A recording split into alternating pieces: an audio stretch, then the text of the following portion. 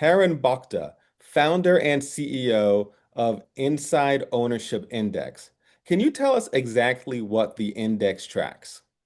Yeah, so the Inside Ownership 100 Index tracks the 100 largest companies in the US based on how much the insiders own of that organization. So essentially, we're tracking a basket of stocks held by insiders. And how might that benefit investors? That would benefit investors simply because we believe it's a better way to be indexing rather than market cap weighted, rather than favoring companies simply because they're larger by market cap. We feel it's better to reward or overweight companies based on how much the insiders own, and inevitably that favors founder-led companies where inside ownership is typically high.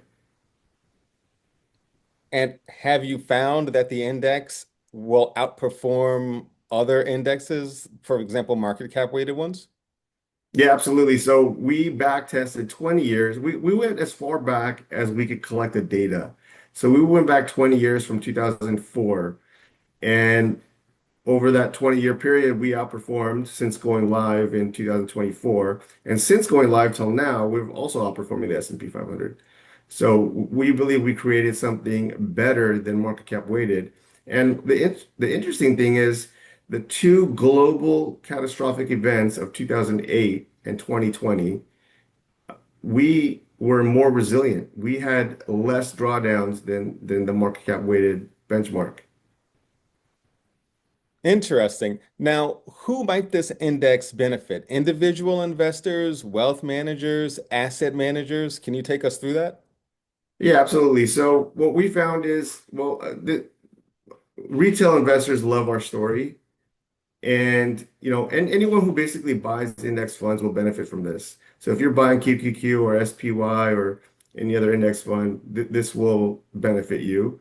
We feel like this is used by financial professionals to actually reduce exposure to the stock market. So the stock market is all-time highs, and by having more of what's working, you could reduce exposure to the stock market and still, uh, try to keep up basically.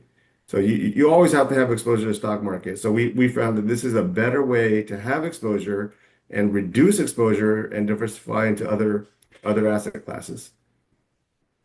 And now, can you take us through your career path that led you to start the index?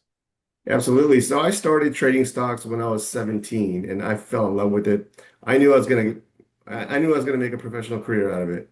And in 2010, I joined Merrill Lynch for into the wealth management program. Spent about 2 years there in the trainee program. Then I went on to Morgan Stanley for 5.5 years and built a practice there. In 2017, I left Morgan Stanley to start my own RIA, and I've been doing that ever since. And in 2024 is when I realized, sitting at the Berkshire annual meeting, that I didn't want to own Berkshire without Warren Buffett, and that's what led to the creation of the Inside Ownership Index.